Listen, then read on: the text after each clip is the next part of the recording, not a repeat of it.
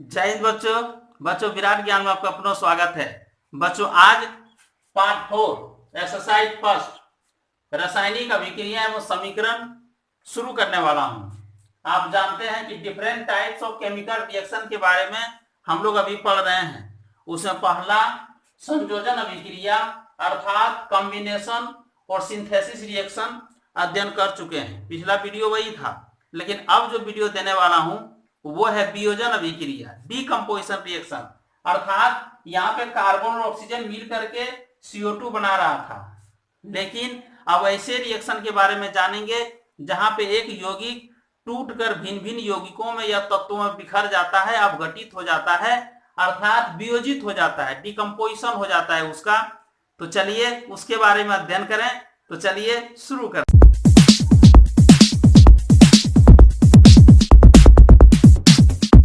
आइए बच्चों, हमने 3 इक्वेशन को लिया, अर्थात 3 समीकरण को लिया जहां पे वियोजन अभिक्रिया हो रही है। आइए पहले वियोजन अभिक्रिया अर्थात डीकंपोजिशन रिएक्शन के बारे में थोड़ा डिफिनेशन देख लें। क्या है? आप जानते हैं वियोजन मीन्स क्या होता है? वियोजन मीन्स अलग हो जाना। कोई समूह में है वो अलग हो जाना, अलग अलग होकर के रहना, तो वही हुआ। चलिए यहां देख लेते हैं कंपोजिशन रिएक्शन में। पहले हम लोग देख रहे थे संयोजन अभिक्रिया अर्थात दो तत्व या दो यौगिक आपस में मिल करके एक बड़ा यौगिक का निर्माण करता था। लेकिन यहाँ पे डीकंपोजिशन होगा, अर्थात बड़ा यौगिक छोटे छोटे अणुओं में, छोटे छोटे सरल यौगिकों में विभाजित हो जाएगा। तो कह सकते हैं आप कि यदि बड़े यौगिक या जटिल यौगिक अपघटित होकर के छोटे छोटे यौगिकों में या सरल यौगिकों में विभाजित हो जाए, छोटे छोटे अणुओं में विभाजित हो जाए, उसे ही वियोजन अभिक्रिया कहते हैं। देखिए पहला है कैल्शियम कार्बोनेट का अपघटन। आप कैल्शियम कार्बोनेट को लेते हैं, उसे एक पात्र में रख करके आपने गर्म कर दिया। आप जैसे ही गर्म करेंगे तो आप पाएंगे कि वो कैल्शियम ऑक्साइड और कार्बन डाइऑक्साइड में विभाजित हो जाता है। आखिर कैल्शियम ऑक्साइड में ही क्यों विभाजित हुआ? कैल्शियम डाइऑक्साइड और कार्बन ट्राइऑक्साइड में क्यों नहीं विभाजित हुआ? कैल्शियम ट्राइऑक्साइड क्यों नहीं बना? यही सोचने की विषय है, इसे ही जानना चाहिए। आइए जरा इस पर विचार करते हैं। आप जानते हैं कि Ca पे डबल प्लस होता है, CO3 पे डबल माइनस होता है। क्यों होता है यह भी पता है, क्योंकि कैल्शियम की परमाणु संख्या 20 होती है और तब 2 8 8 2 इसकी इलेक्ट्रॉनिक विन्यास होगी और ये KLMN N कक्षा में 2 इलेक्ट्रॉन होगा जिसे त्याग कर देता है। और जब इलेक्ट्रॉन का त्याग करता है कैल्शियम तो उसके ऊपर डबल प्लस, और कोई इलेक्ट्रॉन अगर लेता है तो उसके ऊपर डबल माइनस होता है, और जो इलेक्ट्रॉन लेने वाले पर माइनस भी है। जैसे आइए विचार करते हैं कार्बन ऑक्सीजन ऑक्सीजन। देखिए इतना ही तो पहले विचार कीजिए। ऑक्सीजन की परमाणु संख्या 8, कार्बन की परमाणु संख्या 6। जरा सा गौर कीजिए 2 8 2 6, इसका भी 2 6 2 4, अर्थात आउटर मोस्ट ऑर्बिट में इसमें 2 इलेक्ट्रॉन चाहिए 8 पुराने के लिए, अस्थायी होने के लिए इसमें 4 इलेक्ट्रॉन चाहिए और इसमें भी 2 इलेक्ट्रॉन चाहिए। यही काम करता है। कार्बन के बाह्यतम कक्षा में 4 इलेक्ट्रॉन देख लीजिए और ऑक्सीजन के बाह्यतम कक्षा में 6 इलेक्ट्रॉन रहता है।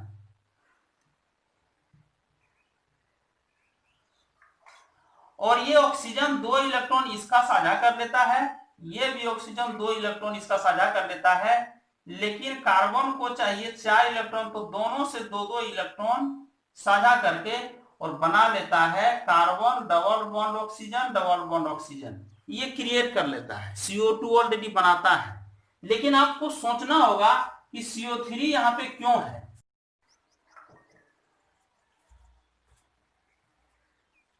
CO3 इसलिए है कि ये इलेक्ट्रॉन लेकर के वो 2 इलेक्ट्रॉन सिर्फ ऑक्सीजन जो साथ में है उसके ऊपर दे दिया जाता है और इसीलिए CO3 बन जाता है। ये CO3 बनने का मतलब हुआ कि ये दोनों के साथ तो डबल बॉन्ड है, लेकिन एक ऑक्सीजन अलग से है जिसका माइनस वही ऑक्सीजन के लिए इलेक्ट्रॉन लिया था जिसका माइनस इसके पास है। और तब क्या हो रहा है कि जब आप इसे गर्म करते हैं तो ये जो ये सिंगल जो इलेक्ट्रॉन के साथ जो ऑक्सीजन था ये मोर रिएक्टिव हो जाता है और ये रिएक्शन कर लेता है कैल्शियम के साथ, बना लेता है CaO। देख लीजिए ये दोनों माइनस और दोनों प्लस, दोनों का साझा आपस में हो गया, अर्थात ये बना लिया और बच गया CO2।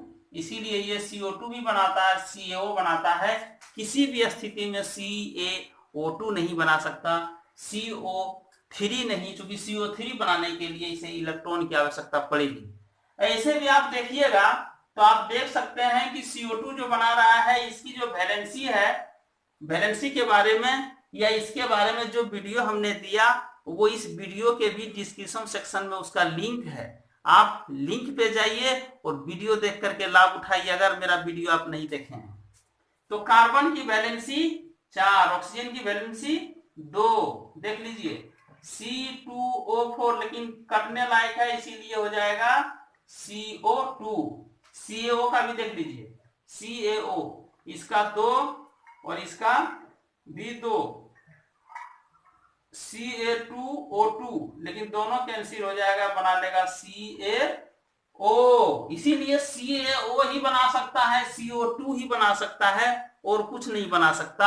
आप इसे रख लीजिए, चाहे आप रिएक्शन करा रहे हो, चाहे कोई अमेरिका में कोई वैज्ञानिक करा रहा है, या कोई लेबोरेटरी में कोई दूसरे इंग्लैंड में करा रहा हो, या हम करा रहे हैं, कोई भी, तो यही टूट करके यही बनेगा, ये निश्चित है। नोट कीजिए इसे बच्चों। अब दूसरा इक्वेशन देखिए, पोटेशियम क्लोरेट का अपघटन। पोटेशियम क्लोरेट KClO3 का अपघटन हुआ, KCl बना, O2 बना, अर्थात ऑक्सीजन बना। अर्थात यहाँ O3 क्यों नहीं बना, यहाँ K2Cl क्यों नहीं बना, KCl2 क्यों नहीं बना, इस पर भी विचार करना बहुत जरूरी है। आइए जरा यहाँ देख लें। आप जानते हैं कि K प्लस ClO3 माइनस होता है, ये निश्चित है। लेकिन इसी तरह जिस प्रकार से अभी CaO और CO2 को आपने देखा, उसी तरह से ये जब रिएक्शन गर्म करते हैं इसको, जब इसे गर्म किया जाता है तो ये मोर रिएक्टिव हो जाता है और तब ये टूट जाता है K प्लस और Cl माइनस में टूटता है, और ये दोनों इतना मोर रिएक्टिव होता है कि दोनों आपस में रिएक्शन करके बना लेता है KCl, और O जो बच जाता है वो ऑक्सीजन और ऑक्सीजन दोनों आपस में मिलकर के, जिस प्रकार से अभी देखे थे, क्योंकि ऑक्सीजन के बायतम कक्षा में 2-6 अर्थात इसे भी 2 इलेक्ट्रॉन की जरूरत है। ये 2 इलेक्ट्रॉन की जरूरत के कारण ही अब देखिए ये इसके साथ रिएक्शन कर लिया और ये भी इसके साथ रिएक्शन करके डबल बॉन्ड बनाया और O2 बना लेता है। यही कारण है बच्चों, जिस प्रकार से CaO और CO2 के बीच में रिएक्शन हुआ, उसी प्रकार से यहाँ हुआ। वैलेंसी के बारे में आइएगा तो वो भी देख लीजिए, KCl इसकी वैलेंसी 1, इसकी वैलेंसी 1, इसीलिए K1Cl1 अर्थात KCl ही बनाएगा। और ऑक्सीजन में भी देख लीजिएगा, तो ऑक्सीजन तो ऑटोमेटिक है कि अणु के रूप में O2 के रूप में ही रहता है ये हमेशा। अर्थात आप देखेंगे कि कुल मिलाकर के ये जो नियम है, नियम के आधार पर ही इसको यौगिक को टूटना भी होगा। जो भी टूटेगा वो नियमतः टूटेगा, वो रिएक्शन के आधार पर टूटेगा, इलेक्ट्रॉन के साझा के आधार पर टूटेगा और कुछ नहीं कर सकता है। नोट कीजिए इसे। फेरस सल्फेट का अपघटन हुआ, यहाँ पे फेरस सल्फेट का अपघटन। फेरस सल्फेट है, इसको गर्म कर दिए तो फेरस सल्फेट और 7H2O, क्योंकि जानते हैं ये भी फेरस सल्फेट है, ये भी फेरस सल्फेट है, लेकिन दोनों में अंतर क्या है कि यहाँ 7 अणु जल भी इसके साथ है, मॉइस्चराइज है।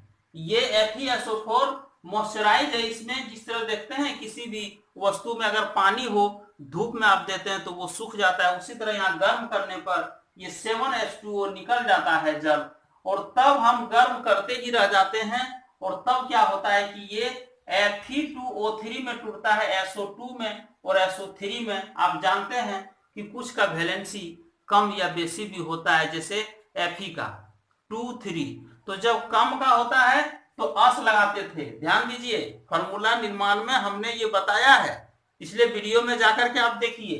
फेरस फेरस या फेरिक, यहाँ फेरिक होगा इसलिए कि Fe का 3 है इसलिए फेरिक ऑक्साइड होगा। यहाँ पे सल्फ्यूरस ऑक्साइड होगा एक ठो और दूसरा होगा सल्फ्यूरिक ऑक्साइड, क्योंकि आप जानते हैं कि दोनों का जो वैलेंसी है वो यहाँ चेंज कर रहा है, इसीलिए सल्फ्यूरिक होगा और एक सल्फ्यूरस ऑक्साइड होगा। आइए यहाँ भी गौर करें आखिर ऐसा क्यों हो रहा है। तो आप जानते हैं कि Fe प्लस प्लस के रूप में और O माइनस माइनस के रूप में रहता है, लेकिन ये 3 प्लस के रूप में, इसीलिए Fe का वैलेंसी आप कहेंगे 3, O का वैलेंसी 2, और यही कारण है कि आपके पास जो बनेगा Fe2O3 बनेगा। बच्चों आइए वैद्युत अपघटन अभिक्रिया के बारे में चर्चा करें। अर्थात वैद्युत अपघटन अभिक्रिया क्या है। आप कह सकते हैं कि यदि धातुओं के क्लोराइड या ऑक्साइड, द्रवित धातुओं के क्लोराइड या ऑक्साइड से विद्युत धारा प्रवाहित की जाए तो वो अपघटित हो जाता है, लेकिन यह अभिक्रिया यूं ही नहीं होती है। इसके लिए एक पात्र की जरूरत पड़ती है, 2 रोड की जरूरत पड़ती है, अर्थात एक एनोड एक कैथोड हम लोग लेते हैं और बैटरी से उसे जोड़ दिया जाता है। आप देखेंगे, चलिए पहला देख लेते हैं कि द्रवित NaCl का अपघटन कैसे हो रहा है।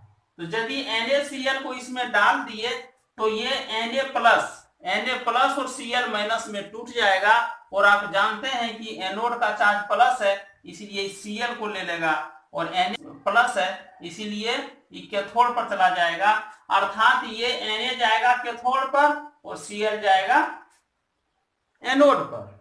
आइए दूसरा देख लेते हैं Al2O3 का वैद्युत अपघटन एल्युमिनियम ऑक्साइड का। एल्युमिनियम ऑक्साइड जब आपने लिया, विद्युत धारा प्रवाहित किया, द्रवित है, तो जानते हैं कि Al प्लस प्लस प्लस में टूटेगा और O माइनस माइनस में टूटेगा।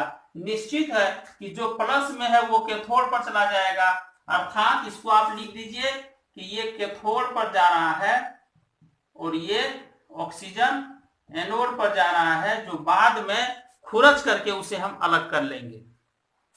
आइए जल का वैद्युत अपघटन, यहां भी आप देखेंगे कि जब H2O लेते हैं तो वो H2 और O2 में टूटता है। आप जानते हैं H प्लस और O माइनस माइनस होता है, इसलिए जो प्लस है ये कैथोड पर चला जाएगा और जो माइनस है वो एनोड पर जाएगा, अर्थात ये भी कैथोड पर और ऑक्सीजन एनोड पर जाएगा। इसी प्रकार की जब अभिक्रिया होती है तो उसे ही वैद्युत अपघटन अभिक्रिया कहते हैं। और ये क्यों किया जाता है ये भी बहुत रोचक है। हम जब NaCl से सोडियम और क्लोरीन को अलग करेंगे तो दूसरी हमारे पास कोई विधि नहीं है, कोई साधारण विधि से इसे हम अलग नहीं कर सकते। Na को अलग और Cl को अलग, एल्युमिनियम को अलग और ऑक्सीजन को अलग, हाइड्रोजन को अलग और ऑक्सीजन को अलग करने की यही एक विधि है विद्युत अपघटन प्रक्रिया। यही विद्युत अपघटन प्रक्रिया से ऐसा संभव है। नोट कीजिए इसे। आइए बच्चों, एकल विस्थापन अभिक्रिया, जरा इसके बारे में भी जान लीजिए। यदि किसी यौगिक में उपस्थित परमाणु या परमाणुओं के समूह को किसी दूसरे परमाणु द्वारा विस्थापित कर दिया जाए तो वैसे ही अभिक्रिया को एकल विस्थापन अभिक्रिया कहते हैं। यहां पे क्या हो रहा है कि आप देखिए, फेरस और कॉपर सल्फेट के विलयन में जो ही हम लोहा डाल देते हैं तो कॉपर को विस्थापित कर देता है और सल्फेट इसके साथ आ जाता है, फेरस के साथ। देखिए इक्वेशन में लोहा लिए, कॉपर सल्फेट का विलयन ले लेते हैं। आइए एक चित्र के माध्यम से समझिए। यहाँ कॉपर सल्फेट का विलयन लिए हुए हैं, इसमें हमने क्या किया, एक कांटी डाल दिया, लोहा का जो कांटी होता है उसे लेकर के इसमें डाल दिया। कुछ देर बाद जो रिएक्शन हुआ, इसका जो रंग था वो नीला था, लेकिन रिएक्शन होने के बाद क्या हम देखते हैं कि कॉपर विस्थापित हो गया और सल्फेट जो था वो कांटी के ऊपर देखिए लेयर बन के आ गया कांटी के ऊपर। इसका मतलब है आखिर क्या हुआ, क्यों ऐसा हुआ, तो आप समझिए इसको, क्योंकि Fe भी प्लस प्लस है और Cu भी प्लस प्लस है और SO4 माइनस है, माइनस ये रेडिकल्स हैं, आयन के रूप में रहता है। तो आप जानते हैं कि यहां पे आपको देखना होगा कि कौन सा एलिमेंट मोर रिएक्टिव है, कौन सा तत्व ज्यादा रिएक्टिव है। आखिर कॉपर सल्फेट से ये सल्फेट को निकाल करके कॉपर को विस्थापित करके अपना स्थान ग्रहण कर लिया कौन, फेरस। इसका मतलब फेरस मोर रिएक्टिव है। और यहाँ पे कॉपर विस्थापित हो गया और फेरस के साथ रिएक्शन करके FeSO4 बना लिया, और जो यहाँ लेयर के रूप में, कांटी के रूप में आ गया, और इसका रंग भी हल्का हरा हो गया। आइए दूसरा देख लेते हैं। जिंक सल्फेट, कॉपर सल्फेट का ही विलयन हमने लिया, जिंक का एक टुकड़ा डाल दिया। मान लीजिए दूसरा लेते हैं पात्र, इसमें Zn हल्का एक टुकड़ा डाल देते हैं, तो आप देखिएगा कि Zn के साथ इसका रिएक्शन हो जाता है और Cu यहां भी विस्थापित हो रहा है। इसका मतलब यहां कौन मोर रिएक्टिव हुआ, यहां Zn रिएक्टिव हुआ। आप कह सकते हैं Zn Cu से ज्यादा एक्टिव है। यहां भी कह सकते थे Fe Cu से ज्यादा रिएक्टिव है, एक्टिव है।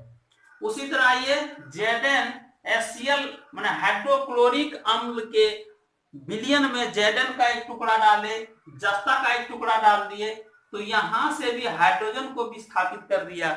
इसका मतलब है कि हाइड्रोजन से ज्यादा क्लोरीन एक्टिव है, क्योंकि आप जानते हैं क्लोरीन की बाह्यतम कक्षा में 7 इलेक्ट्रॉन है, हाइड्रोजन की बाह्यतम कक्षा में 1 इलेक्ट्रॉन है, और इसीलिए ये 1 इलेक्ट्रॉन माइनस लेने के लिए उतावला रहता है, ये ज्यादा रिएक्टिव रहता है।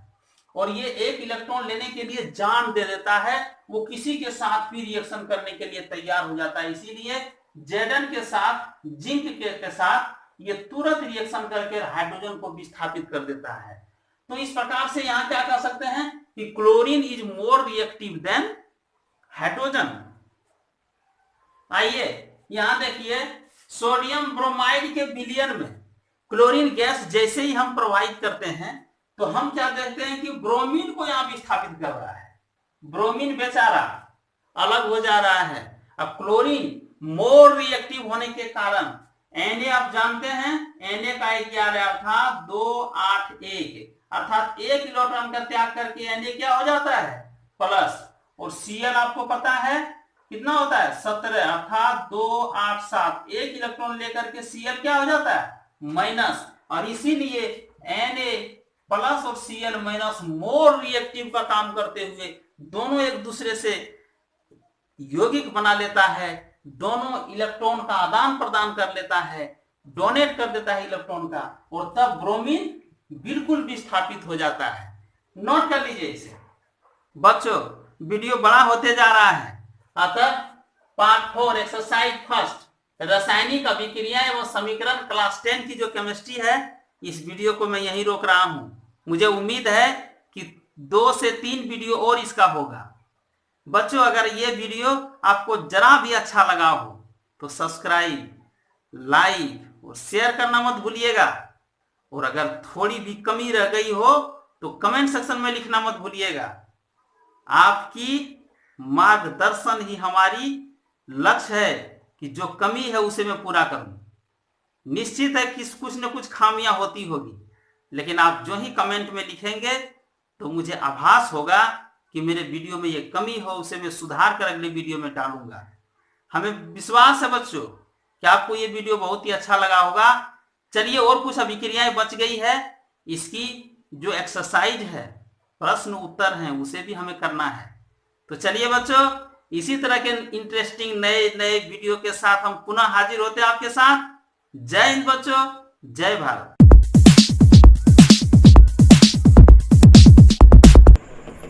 बच्चों हमारा अन्य वीडियो रियल नंबर्स, ट्रिगोमेट्री देखिए, ट्रिगोमेट्री पार्ट 1, पार्ट 2, पार्ट 3, ऊंचाई एवं दूरी। तो हमारे चैनल पर आकर के हमारे चैनल को सब्सक्राइब कीजिए और इन सब वीडियो को देखकर आप अच्छी तरह अपनी तैयारी कीजिए।